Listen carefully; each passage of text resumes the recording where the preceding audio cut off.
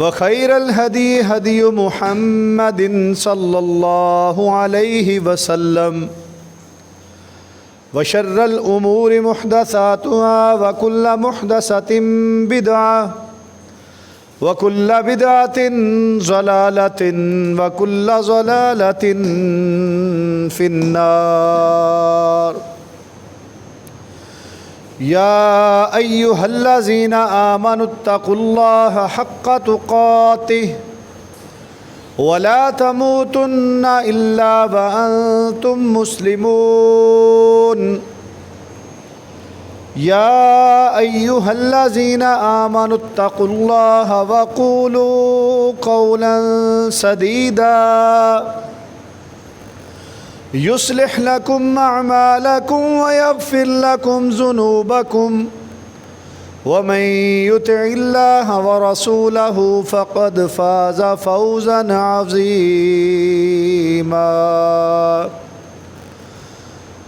اللهم صل على محمد وعلى آل محمد كما صليت على إبراهيم وعلى آل إبراهيم إنك حميد مجيد. اللهم بارك على محمد وعلى آل محمد كما باركت على إبراهيم وعلى آل إبراهيم إنك حميد مجيد. تمام قسم کی حمد و ثنا، بزرگی، بڑائی، کبریائی اللہ سبحانہ و تعالیٰ کی طرف بے شمار انگنت درود و سلام امام الانبیاء خاتم النبیین سید المرسلین امام المجاہدین جناب محمد الرسول اللہ صلی اللہ علیہ وسلم کی ذات اقدس پر. نہایت ہی قابل احترام محترم عزیز بھائیوں، دوستوں، بزرگوں، وما خلقت الجن والانس الا لیعبدون. اللہ احکم الحاکمین اپنی مقدس کتاب کے اندر ارشاد فرماتے ہیں کہ میں نے جنوں اور انسانوں کو خاص طور پر اپنی عبادت کے لیے پیدا کیا ہے، اپنی بندگی کے لیے پیدا کیا ہے. اب اللہ کی عبادت اور بندگی کیا ہے؟ عرف عام میں ہم نماز، روزہ، حج، زکوٰۃ، تبلیغ، جہاد، خیرات، انفاق فی سبیل اللہ، صرف ان کاموں کو عبادت سمجھتے ہیں، اور شراب، بدکاری، بے حیائی، جھوٹ، غیبت، چغلی، ماں باپ کی نافرمانی، بظاہر ان کو ہی گناہ سمجھتے ہیں. اپنی اپنی جگہ پر یہ نیکی ہیں اور بدی بھی ہیں، لیکن جو ایک مومن کی زندگی ہے، مسلمان کی زندگی ہے، اس کی زندگی کا ایک ایک لمحہ یا نیکی میں گزرے گا یا برائی میں گزرے گا. ایسا نہیں ہوتا کہ ہمارے کچھ لمحات بغیر نیکی یا برائی کے بھی گزریں. ہم اگر یہ نماز جمعہ کے لیے یہاں پر بیٹھے ہوئے ہیں تو یہاں پر یہ آ کر بیٹھنا، خطبہ جمعہ بیان کرنا یا سننا، پھر نماز ادا کرنا، اس کے بعد اس کے اذکار ادا کرنا، مسجد میں بیٹھے رہنا ذکر و فکر کے لیے، یہ سارے کا سارا ایک عبادت کا طریقہ کار ہے. ہم یہاں سے اٹھ کر چلے جائیں گے اپنے گھروں میں، اپنی دکانوں میں، اپنی نوکری پر، وہ لمحہ بھی کہیں نہ کہیں لکھا جانا ہے. ہر ایک بول جو میں اور آپ سارے دن کے اندر بولتے ہیں، صبح اٹھنے سے لے کر رات سونے تک، ہر ایک بول بھی نیکی یا گناہ کے پلڑے میں جاتا ہے. ایسے نہیں ہے کہ ہم جو مرضی بولیں اس پر ہماری پکڑ نہیں.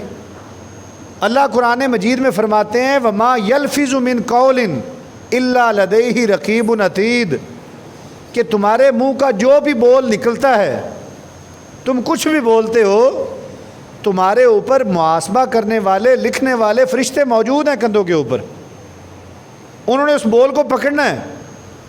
اچھا بولا ہے نیکی والا فرشتہ لے جائے گا، برا بولا ہے، گالم گلوچ والا ہے، بدتمیزی والا ہے، جھوٹ چگلی ہے، غیبت ہے، اس کو برائی لکھنے والے فرشتے نے اپنے پاس محفوظ کر لینا ہے۔ نبی کریم علیہ الصلوۃ والسلام صحابہ کرام کو ایک دعا یاد کروایا کرتے تھے، کفارہ مجلس کی دعا، کہ حالانکہ صحابہ کرام بڑے محتاط تھے، خود نبی کریم علیہ الصلوۃ والسلام ہمیشہ اچھا بولتے تھے، آج کے اس دور میں بھی کہ جب اسلام دشمنی اور دین دشمنی اور نبی کریم کے خلاف دشمنی انتہا کو پہنچ چکی ہوئی ہے، عیسائیوں کی، یہودیوں کی، اس کے باوجود بھی کسی یہودی نے، کسی سکھ نے، کسی ہندو نے یہ جسارت نہیں کی ہے کہ کسی نے کتاب لکھی ہو اور اس میں لکھا ہو کہ مسلمانوں کے پیشوا جناب محمد رسول اللہ صلی اللہ علیہ وسلم کبھی غلط بھی بولتے تھے۔ کسی کی جرت ہی نہیں ہوئی، کسی میں ہمت ہی نہیں پیدا ہوئی۔ کیوں؟ کیونکہ آپ نے کبھی موقع ہی نہیں چھوڑا اس بات کا۔ اور یہ تو نبی کریم کی ہستی ہے نا، نبی کریم کے پیروکار، ماننے والے، ایمان والے، ان کی سیرت سے کئی ایسے واقعات ملتے ہیں کہ انہوں نے کسی بندے کو غلط گمان کرنے کے لیے نہیں چھوڑا کہ میرے بارے میں غلط گمان بھی کر لے۔ ایک مثال حضرت امام بخاری رحمۃ اللہ علیہ کی ملتی ہے، جنہوں نے صحیح بخاری شریف لکھی ہے۔ کہتے ہیں ایک کشتی پر سوار جا رہے تھے تو راستے میں کشتی کے اوپر ہی ایک شخص تھا، وہ چور تھا، ڈاکو تھا۔ اس نے آہستہ سے پوچھا کہ بزرگوں آپ کے پاس کوئی پیسے ہیں اس وقت؟ تو امام بخاری رحمۃ اللہ علیہ نے فرمایا کہ ہاں میرے پاس 100 درہم یا دینار ہے، اس وقت کی کرنسی کے لحاظ سے 100 روپے۔ اس نے کہا پکی بات ہے؟ انہوں نے کہا میں جھوٹ نہیں بولتا ہوں، میرے پاس 100 ہے۔ اس نے نا وہاں سے اٹھ کر دور جا کر کشتی کے اندر شور مچانا شروع کر دیا کہ لوگوں میرے پاس 100 درہم تھے، میرے پاس 100 دینار تھے، وہ ابھی کسی نے نکال لیے ہیں، میری جیب میں ہیں ہی نہیں، تلاشی لو سب کی، کسی کے پاس سے نکلے گے، 100 درہم میرے ہیں۔ شور ہو گیا، لوگوں نے کہا کہ بھئی کسی کے پاس ہے تو دے دو، اگر پکڑا گیا تو اس کو سزا ملنی ہے۔ تو امام بخاری بھی خاموش بیٹھے رہے، تلاشی شروع ہو گئی۔ جب تلاشی شروع ہوئی، کسی کے پاس 10 دینار تھے، کسی کے پاس 50 تھا، کسی کے پاس 200 دینار تھے، 100 درہم دینار کسی کے پاس سے بھی نہیں نکلا۔ امام بخاری کی بھی تلاشی ہوئی۔ جب وہ آرام سے بیٹھ گئے، لوگوں نے کہا کہ ادھر تو کسی کے پاس بھی 100 درہم نہیں ہے۔ تو وہ دوبارہ آ کر امام بخاری کے پاس بیٹھا، اس نے کہا بزرگوں آپ نے جھوٹ بولا تھا؟ تو انہوں نے کہا نہیں میں نے تو نہیں جھوٹ بولا تھا۔ تو کہا کدھر گئے پھر وہ 100 دینار؟ تو فرماتے ہیں کہ میرے پاس 100 دینار تھے، جب تم نے شور کیا نا تو میرے پاس 101 دلیل ایسی تھی جس سے میں ثابت کر سکتا تھا کہ یہ میرے ہی ہیں۔ میں لوگوں کو کہہ سکتا تھا کہ یہ درہم میرے ہیں، فلاں جگہ سے لیے ہیں، فلاں چیز بیچ کر لیے ہیں، لیکن میں اللہ کے نبی کی حدیث پر جو کام کرنے جا رہا ہوں نا، میں قیامت تک کسی انسان کو یہ موقع ہی نہیں دینا چاہتا تھا کہ میرے اوپر انگلی اٹھاتا کہ ایک موقع پر امام بخاری پر الزام لگا تھا کہ 100 دینار تم نے کسی کے لیے تھے۔ میں اپنے اوپر الزام بھی نہیں لینا چاہتا۔ میں نے وہ 100 دینار جب تم نے شور کیا، وہ میری کمر کے ساتھ باندھے ہوئے تھے، میں نے آہستہ سے کھول کر سمندر میں پھینک دیے۔ میں نے اپنی ذات پر الزام بھی لینا پسند نہیں کیا، حالانکہ ثابت کر سکتے تھے کہ میرے ہیں۔ یہ محمدی تھے، امتی تھے، حق پر ہیں، لیکن جھوٹا الزام بھی لینے کے لیے اس چیز کو گوارا نہیں کر رہے۔ ہم کئی معاملات میں ناحق ہو کر اپنے اوپر کئی الزام لے لیتے ہیں اور کہتے ہیں کہ کوئی بات نہیں، لوگوں کو تو کام ہے کہتے رہنا، کہتے رہیں، مجھے کیا فرق پڑتا ہے۔ نہیں میرے عزیز بھائیو، ہم اللہ کے بندے ہیں زمین کے اوپر، محمد کریم کے امتی ہیں، ان کو بڑا فرق پڑتا ہے کہ ایک عام بازاری انسان اٹھے اور میرے پیروکار کے اوپر الزام لگائے اور وہ ثابت بھی ہو جائے کہ یہ ناپ تول میں کمی کرنے والا تاجر ہے، یہ ملاوٹ کرنے والا تاجر ہے، یہ ڈنڈی مارنے والا، یہ دھوکہ دینے والا، یہ جھوٹا تاجر ہے۔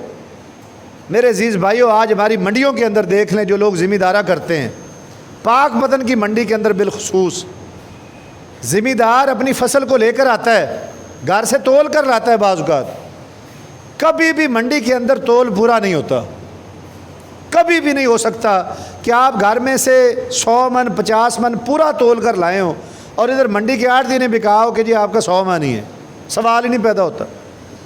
پھر اس پر ایک اور بدماشی، یہ ہمارے مسلمان بھائی ہیں نا، کانوں میں بولی لگاتے ہیں، علیہ اعلان بولی نہیں لگاتے۔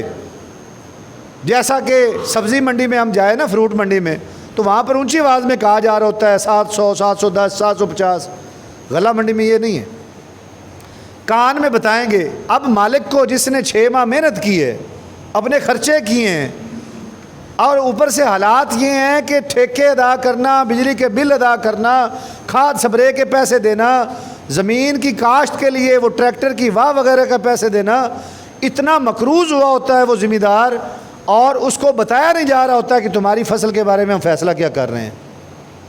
اگر اس کا ریٹ لگا دیا ہے نا کسی نے 2000 روپیہ کان میں، آگے اس نے 2000 نہیں مالک کو بتانا کہ 2 لگ گئے، اس نے کہنا ہے جی کہ 1800 روپیہ لگ رہا ہے، بیچ دیں، نہیں تو پڑی رہنے دو، انتظار کر لو۔ اب ذمہ دار بیچارہ انتظار نہیں کر پاتا، اس نے آگے قرضے اتارنے ہیں، کوئی فصل کاشت کرنی ہے، کوئی نئی چیزیں لے کر جانی ہے، وہ کہتا ہے یار اس کو اب نکالو۔ وہ 200 روپیہ 150 روپیہ 100 روپیہ فی من اس طریقے سے لے لیا، اور نام رکھا ہوا ہوتا ہے کمیشن شاپ، کہ کمیشن بھی لینے ہیں تم سے۔ کس چیز کے؟ بھائی کھاد سپرے نہیں اٹھاتے رہے ہو، اس کے پیسے الگ لینے ہیں، 2 روپے 2.5 روپے 5 روپے کمیشن الگ لینا ہے، اور تیسری شرط کہ تم میرے بغیر اپنی فصل کہیں بیچ بھی نہیں سکتے ہو۔ کسی اور آڑتی کے پاس ٹرالا لے کر چلے جاؤ، وہ کہیں گے کہ بھائی میرا ٹرالا ہے واپس کرو، آزادی چھین لی جاتی ہے۔ یہ سارا حرام کام ہے میرے بھائیو، سارا حرام ہے۔ مطمئن ہو کر لوگ بیٹھے ہیں، جب منڈیاں بازار مارکیٹیں سود پر مبنی، جھوٹ پر مبنی، دھوکے پر مبنی ہوں گی تو برکتیں کہاں سے نازل ہوں گی؟ روتے رہیں، دعائیں کرتے رہیں، اللہ ہمارے حالات اچھے فرما دے، اللہ ہمارے وطن عزیز پاکستان پر رحم کر دے۔ میرے عزیز بھائیو، جب ہم خود اپنے آپ کو نہیں بدلیں گے، اللہ ہمارے حالات کو نہیں بدلیں گے۔ ہمیں اپنے حال پر بھی رحم کرنا ہے۔ میں سامنے دیکھتے ہوئے غلط کیے جا رہا ہوں، اگلے بندے کی مجبوری سے فائدہ اٹھائے جا رہا ہوں، اس بندے کو دھوکہ دے کر اپنے آپ کو ذہین ثابت کرنے کی کوشش کر رہا ہوں کہ یار میری تو بڑی ڈیلنگ ہے، میں تو لوگوں کو اس طریقے سے بات کرتا ہوں کہ وہ میری بات کے سحر میں مبتلا ہو جاتے ہیں۔ نہیں عزیز بھائیو، کوئی کامیابی نہیں ہے۔ یہ خود بھی حرام کھا رہا ہے، اپنے بچوں کو بھی حرام کھلا رہا ہے، اور کتنا عرصہ کھا لے گا؟ وہ پیسہ جو اس نے کسی ایک زمیندار سے کمیشن کی مد میں لیا، سود کی مد میں لیا، اس کی جھوٹی بولی دے کر لیا، کتنا عرصہ استعمال کر لے گا؟ اس کے اعتماد کو بیچ کر، اس کے یقین کو بیچ کر، اس کی مجبوری کو بیچ کر۔ نہیں، مومن ایسا نہیں ہوتا۔ مومن بڑا احساس کرنے والا ہوتا ہے، اگلے بندے کی مجبوری سے فائدہ اٹھانے والا نہیں ہوتا، مجبوری میں اس کے کام آنے والا ہوتا ہے۔ ہمیں ایسے معاشرے کی ضرورت ہے۔ ان خطبات جمعہ کا، تقاریر کا کوئی فائدہ نہیں ہوگا اگر ہم یہاں سے اپنی تربیت اور اصلاح کی نیت کر کے نہیں نکلیں گے۔ یہ بڑی ضرورت ہے اس بات کی۔ ہم اساتذہ اپنے بچوں کو بھی کوشش کر رہے ہوتے ہیں، لیکن اس کے لیے بہت زیادہ ضروری ہے کہ پہلے میرا اپنا کردار ایسا ہو کہ کل کو کوئی میرے کردار پر حرف نہ اٹھائے، کہ آپ ممبر رسول پر کھڑے ہو کر بچوں کو پڑھاتے وقت ایمانداری کی بات کرتے ہیں، سود کے خلاف بات کرتے ہیں، آپ تو خود اس چیز میں ملوث، وہ دعوت بے اثر ہو جاتی ہے۔ اپنی اصلاح پہلا نمبر ہے۔ یہ زندگی جو اللہ نے مجھے اور آپ کو عطا کی ہوئی ہے بڑی مختصر ہے۔ آپ پاکستان کی زندگی کا اندازہ تو لگائیں۔ دنیا کے اندر نا ایک ایوریج لائف کا ڈیٹا شیئر کیا جاتا ہے۔ پاکستان کے اندر اس وقت جو ایک ایوریج زندگی ہے وہ 45 سے 55 سال کے درمیان ہے، کہ کچھ بچے بھی فوت ہو رہے ہیں، کچھ بڑھاپے میں جا کر فوت ہو رہے ہیں۔ ان کو اگر برابری پر لایا جائے نا تو 45 سے لے کر 55 کے درمیان انسان کی زندگی کا خاتمہ ہے۔ اب ہم اپنی اپنی زندگی کا حساب لگا لیں، کوئی 35 کا بیٹھا ہوا ہے، کوئی 40 کا ہے، کوئی 50 کا ہے، کوئی 50 سے اوپر کا ہے، کوئی چھوٹی عمر کے 20 سے 25 سال کے نوجوان بیٹھے ہوئے ہیں۔ اگر کوئی 25 سال والا ہے تو وہ حساب لگائے نا ایوریج کے حساب سے، کہ اگر اللہ مجھے 25 سال اور موقع دے دے، 25 تو گزر گئے، پتہ چلا اگر میری 45 سال عمر ہے، میرے بزرگ بیٹھے ہیں، کوئی 60 سال کا ہے، کوئی 70 سال کا ہے، ماضی میں ایک نظر دوڑا کر تو دیکھیں، کل کی بات لگ رہی ساری، یار کل کی بات ہے، گاؤں میں رہتے تھے، کل کی بات ہے ایسے ایک ماں باپ کے زیر سایہ رہتے تھے، کل کی بات ہے ہم بھائی بہن اکٹھے رہتے تھے، کل کی بات ہے شادیاں بھی ہو گئی، کل کی بات ہے اللہ نے اولادوں سے نواز دیا۔ وہ کوئی 70 سال 50 سال کوئی لمبا عرصہ لگ ہی نہیں رہا، ایک خواب ہے چھوٹا سا، اور اس کی ایک بڑی نشانی قیامت والے دن ہوگی کہ 50,000 سال کا ایک دن ہے، 50,000 سال کا پریکٹیکلی ایک دن ہے۔ کھڑے کھڑے لوگ تھک جائیں گے، مصیبت میں پڑ جائیں گے، سورج کی تپش، پسینے میں شرابور، ایک عجیب کیفیت۔ کیا تیاری کر رہے ہیں؟ گھر بنانا ہے جی، بڑا خوبصورت گھر بنانا ہے، خواب تو دیکھیں ہم اپنے۔ یہ خواب دیکھنا بری بات نہیں ہے، پیسہ اکٹھا کرنا بھی بری بات نہیں ہے، محنت کرنی ہے، جو رزق اللہ نے لکھا ہے۔ وہ کتاب میں میں نے پڑھا کہ اگر محنت سے رزق آتا ہوتا نا تو مزدور سب سے امیر ہوتے۔ اگر محنت سے رزق آتا ہوتا نا تو یہ جو بیچارہ مزدور ہے نا، جو اینٹیں نیچے سے اٹھا کر تیسری منزل پہ لے جا رہا ہے، جو سیمنٹ کے باٹے اٹھا کر اوپری منزل پر لے جا رہا ہے، یہ دنیا کا امیر ترین آدمی ہوتا اگر محنت کی بنیاد پر رزق ملنا ہوتا۔ رزق اللہ کے فضل اور کرم سے ملتا ہے، یہ کسی کی محنت سے نہیں ملتا، یاد رکھیے گا، کسی کی عقل سے نہیں ملتا۔ جس کا جتنا رزق اللہ نے لکھا ہوا ہے نا اس کو وہ ملنا ہے، محنت شرط ہے۔ بعض لوگ حرام خوری میں جاتے ہیں، سود، رشوت، کسی کی حق تلفی کرنا کہ میں امیر ہو جاؤں۔ بھائی تم کیسے امیر ہو سکتے ہو اگر اللہ حکم الحاکمین نے تمہارے لیے امیر ہونا نہیں لکھا؟ اللہ نے لکھ چھوڑا ہے کہ اس کو میں نے اتنی سی روزی دینی ہے جس سے اس کی زندگی کا گزر بسر ہوتا رہے۔ لو جی زور مار لو نا، رشوتیں بھی لیتے رہو، شرابیں بھی پیو اور بیچو، افیون بھی بیچو، نشے کے کاروبار کرو، بلیک میلی کا کاروبار کرو، اغوا برائے تاوان کے کاروبار کرو، چوریاں کرو، ڈاکے مارو، امیر نہیں ہو سکتے، اللہ نے نہیں لکھا ہو۔ اور اگر اللہ نے لکھا ہوا ہے کہ تم نے امیر ہونا ہے، مٹی میں بھی ہاتھ ڈالو گے سونا بنے گی، کسی چیز میں ہاتھ رکھو گے وہ برکتیں ہی برکتیں آنی شروع ہو جائیں گی۔ اور یہ بھی یاد رکھے عزیز بھائیو، کسی بندے کی کامیابی یا ناکامی کا معیار مال و دولت نہیں ہوتا، یہ کبھی بھی نہیں ہے کہ کسی بندے کے پاس جی پیسہ ہے تو ہم کہتے ہیں جی اس پر تو اللہ کا بڑا فضل ہوا ہے۔ پیسے والے بھی بڑے پریشان ہیں، ارب پتی لوگ خودکشیاں کرتے دیکھا ہے ہم نے، یہ جہانگیر ترین کے بھائی نے خودکشی کی تھی، اور کئی ایسے لوگ ہیں جو اپنے آپ کو قتل کر رہے ہیں، حالانکہ بندہ حیران ہو جاتا ہے کہ یار اتنی مال و دولت کے باوجود اس کو کیا پریشانی تھی۔ رزق سے مراد پیسہ نہیں، کبھی بھی ایسا نہیں ہوتا کہ کوئی بندہ کہے کہ میرا بینک بیلنس بہت ہے، مجھے ماہانہ 1.5-2 لاکھ روپے سیلری ملتی ہے، میرا گھر ایک اچھے علاقے میں پکا پختہ گھر ہے، بڑا گھر ہے، اندر فرنیچر بڑا خوبصورت رکھا ہوا ہے، میرے پاس سواری بہت اچھی ہے، موٹر سائیکل گاڑی ہے، گاڑی بھی بہت اچھی ہے، وہ یہ نہیں کہہ سکتا کہ میرے اوپر اللہ کے فضل ہوئے ہیں۔ اور کوئی غریب آدمی یہ نہیں کہہ سکتا کہ اللہ مجھ سے ناراض ہے اور اس پر فضل کیا ہوا ہے۔ اللہ کا فضل ہر اس شخص پہ ہے جس کو اللہ نے صحت سے نوازا ہوا ہے، جس کو آنکھیں دی ہیں اللہ کا فضل اس پہ ہے، جس کے ہاتھ اور پاؤں سلامت ہے اللہ کا فضل ہے اس پہ، جس کا دل، گردے، دماغ، پھیپھڑے، پتا، جسم کا نظام کام کر رہا ہے، اللہ کا اس کے اوپر فضل ہے۔ اور بھائیو ایک لمحے کے لیے نا پیشاب رک کر آنا شروع ہو جائے، یہ کئی دفعہ لوگوں کو گرمی کی وجہ سے یا غدود وغیرہ ہو جائے نا، پیشاب نہیں صحیح آتا، حالت دیکھ لیں ان کی، تڑپتے ہیں لوگ۔ ہلکا سا گردے میں درد ہو جائے، گردہ سلامت ہوتا ہے، کھڑا ہے جسم کے اندر، درد ہو جائے ہلکا سا، کھانا پینا انسان بھول جاتا ہے، چیخے مارتا ہے کہ گردہ مجھے لے گیا۔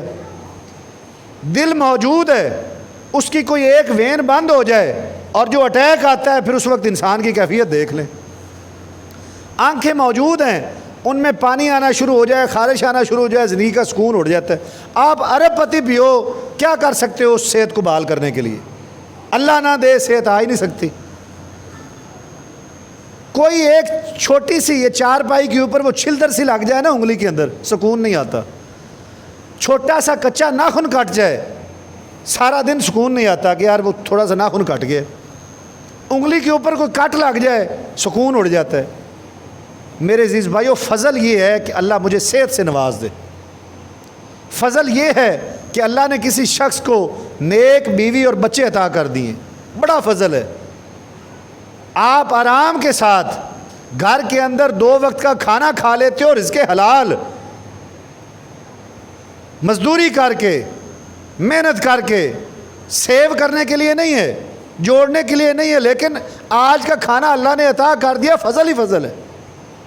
اور زیادہ ہمیں کیا چاہیے؟ لوگ ہمیشہ بے ایمانی، چوری، رشوت، ڈاکہ، سود اس وقت جاتے ہیں جب زیادہ کی خواہش اندر پیدا ہونی شروع ہو جائے کہ اور ہو، اور میرے پاس آئے، میرے ہمسائے، میرے رشتہ دار وہ تو اتنے امیر ہوئے جا رہے ہیں، میرے پاس یہ نہیں ہے. اب یہ بندہ اپنی خواہشات کی تسکین کے لیے ان کاموں میں پڑ جاتا ہے. میرے فلاں کزن کے پاس موبائل اچھا ہے، میرے پاس اچھا کیوں نہیں ہے؟ اس کے پاس نئی موٹر سائیکل ہے، میرے پاس پرانی کیوں ہے؟ وہ تو پکا گھر پائن ویلی الفرید گارڈن میں بنا رہے ہیں، میں تو شہر کے پرانے سے محلے میں رہتا ہوں. اب ان خواہشات کو پورا کرنے کے لیے سود، دھوکہ، ملاوٹ، چوری، ان کاموں میں پڑے گا، برکت کبھی نہیں آئے گی. بنا بھی لے گا، فرض کریں کوئی حساب نہیں دینا اللہ کی بارگاہ میں پیش ہو کر. اور میرے عزیز بھائیوں، یہ جو صاحب اقتدار لوگ مسندوں پر بیٹھے ہوئے ہیں، چاہے وہ بیوروکریٹس ہوں یا سیاسی حکمران یا کوئی بھی عہدیدار یا کوئی بھی کاروباری آدمی جو بڑا امیر ترین ہے، لیکن وہ اگر لوگوں کا حق مار کے اپنی عمارت کی طرف جا رہا ہے، اس کو اس بات سے ڈرنا چاہیے کہ قیامت کے دن میں نے اپنے اللہ کے سامنے حساب دینا ہے، اور ایک ایک بات کا حساب دینا ہے. حضرت عمر فاروق رضی اللہ تعالیٰ عنہ بڑے عادل حکمران تھے، صحابی رسول ہیں، عشرہ مبشرہ میں سے ہیں. جب یہ وفات پا گئے تو 2 سال بعد ان کے بیٹے حضرت عبداللہ ابن عمر نے ان کو خواب میں دیکھا کہ میرے ابا جان پسینہ صاف کر رہے ہیں. کہتے ہیں کہ ابا جی خیریت ہے، آپ پسینہ صاف کر رہے ہیں؟ یہ حضرت عبداللہ بن عمر رضی اللہ تعالیٰ نے اپنا خواب سنایا لوگوں کو کہ میں نے اپنے والد کو دیکھا خواب میں پسینہ صاف کیے جا رہے ہیں. تو کہتے ہیں بیٹا آج اپنی حکومت کا حساب دے کر فارغ ہوا ہوں، جو حکمرانی تھی نا میرے پاس اس کا حساب دے کے فارغ ہوا ہوں، ابھی میری ذات کا حساب باقی ہے. کون ہے ہم میں سے حساب دینے والا؟ جب میں اور آپ اللہ کی بارگاہ میں کھڑے ہوں گے، ہم تو خوش ہوتے ہیں نا سرکاری وسائل استعمال کر کے. جس کی سرکاری نوکری ہو جائے وہ خوش ہوتا ہے، دیگے بانٹتا ہے، مٹھائیاں تقسیم کرتا ہے کہ لوگوں میری سرکاری نوکری ہو گئی. کس بات کی خوشی ہوتی ہے؟ اب محنت نہیں کرنی پڑے گی، سرکاری نوکری مل جائے، موجیں ہی موجیں، پینشن بھی ملے گی، ریٹائرمنٹ پہ پیسہ بھی ملے گا. نہیں، موجیں نہیں ہیں. یہ قومی خزانے میں سے جو تمہیں تنخواہ مل رہی ہے اس کے بدلے میں تمہارے ذمہ کچھ کام بھی لگائے گئے ہیں. اب اگر تو وہ کام منو ان کر رہے ہو، کوئی اور کرے نہ کرے، سارا دفتر اٹھ کے چلا جائے، تم اپنی ڈیوٹی پہ بیٹھے ہوئے ہو، سارا دفتر رشوت اور سود کا کام کر رہا ہے، تم نے کہنا ہے کہ نہیں بھائی میں تنخواہ لے کر کام کرنے والا بندہ ہوں، میں کسی سے 1 روپیہ بھی نہیں لوں گا. یہ رزق حلال ہے، پھر سرکاری نوکری حلال ہے. اور اگر آدھا گھنٹہ 2 گھنٹے آپ سرکاری دفاتر میں جا کر دیکھ لیں، سوائے چاند ایک آفیسرز کے، ٹائم اگر صبح 9 بجے کا ہے تو 11 بجے آ رہے ہوں گے، اور چھٹی کا ٹائم شام 5 بجے کا ہے تو 3 بجے نکل جائیں گے. اور کام لے کر چلے جائیں فائل، سیدھے منہ بات کرنا نہیں پسند کرتے، حالانکہ یہ پبلک سرونٹ ہوتے ہیں، عوام کے نوکر ہیں، یہ نہیں مل سکتے آپ کسی سے. کلرک کے پاس جاؤ گے دھکے کھاتے پھریں گے، بالآخر ہر بندہ اس بات پر مجبور کرے گا کہ پیسے دو گے تو کام ہو جائے گا، پیسے نہیں دو گے تو نہیں ہوگا. تو اللہ کی بارگاہ میں پیش ہونا ہے، اللہ کو جواب دہ ہونا ہے. یہ ہمارے خطبات جمعہ ہمیں یہ سبق دیتے ہیں کہ ہم نے اپنی اصلاح کرنی ہے، اور یہ کسی پر اعتراض کی بات نہیں، میں اپنے آپ کو ٹھیک کروں، آپ اپنے آپ کو ٹھیک کریں. ہم 15 گھروں کی نمائندگی کر رہے ہیں، 20 گھروں کی نمائندگی کر رہے ہیں، ہم اپنا گھر تو ٹھیک کریں نا پہلے. میں اپنے بچوں کی تو تربیت اس بات پہ کروں کہ بیٹا کل کو تم نے پڑھ لکھ کر ہو سکتا ہے کسی سرکاری عہدے پہ چلے جاؤ، کوئی پرائیویٹ کام کر لو، کوئی کاروبار کر لو، میرا بیٹا کسی کی مجبوری سے فائدہ مت اٹھانا، کسی کو دھوکہ نہ دینا، ملاوٹ ڈال کر مال نہ بیچنا، اپنے مال کے عیب بتا کر بیچنے اگر ہو تو، کوئی مجبور ہو، لاچار ہو، ضرورت مند ہو، اس کی مدد کر دینا۔ یہ پڑھائیں سبق، بچے ہمارے کتابیں پڑھے جا رہے ہیں، پیپر دیے جا رہے ہیں، نمبر لیے جا رہے ہیں، بدتمیز نسل پیدا ہوئی جا رہی ہے، اور کسی کو کوئی فرق نہیں پڑ رہا، کوئی باپ کو قتل کر رہا ہے، کوئی سود رشوت میں عام ہے، کوئی حلال سمجھتا ہے اپنے اوپر لوگوں کو ذلیل کر کے کہ لوگ ہیں عوام میں، ان کا تو کام ہی سارا دن ذلیل ہونا ہے، ہمیں کیا تکلیف ہے، ہمیں تو ویگو ڈالے مل گئے ہیں، ہمیں تو فارچونر مل گئی ہیں، ہمیں کسی کی کیا پرواہ۔ اللہ تعالیٰ سے میں دعا کرتا ہوں کہ اللہ تعالیٰ ہمیں ایسا مسلمان بنا دے کہ جس سے اللہ اور اس کا حبیب راضی ہو جائے۔ اللہ تعالیٰ ہمیں ایسا ایمان والا مسلمان بنائے کہ کسی کی مجبوری کو دیکھ کر ہمارے دل کو تکلیف ہو۔ اللہ ہمیں ایسا مومن بنائے کہ اگر اللہ نے اطاعت کیا ہوا ہے، اللہ نے استطاعت دی ہوئی ہے، تو بغیر ریاکاری کے ہم اس کی مدد کرنے والے مسلمان بن جائیں۔ وآخر دعوانا ان الحمدللہ رب العالمین۔